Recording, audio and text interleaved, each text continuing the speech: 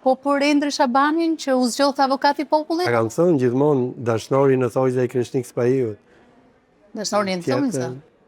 Një tjetër i ri plakur, pa kauz, një karrierist i sëmur që mori një pozicion që si duhet njeriu. Çfarë bën avokati i popullit? Ja ishte ajo gruaja Andi Bushatit. 7-8 vjet, çfarë bëri? Çfarë ndryshoi Shqipëria këtë 7-8 vjet përveç garderobës së asaj? Më thuaj një. Ti si qytetare, shkove u ankove ndonjëherë atje? Jo, nuk çova ndonjë letër. Çfarë impakti? Po mi letër. Po se letra një lagje, një kam këtë problem.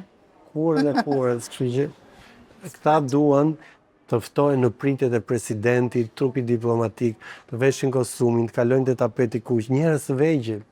Kaq, pa lënë mbrapa asnjë gjë, asnjë impakt.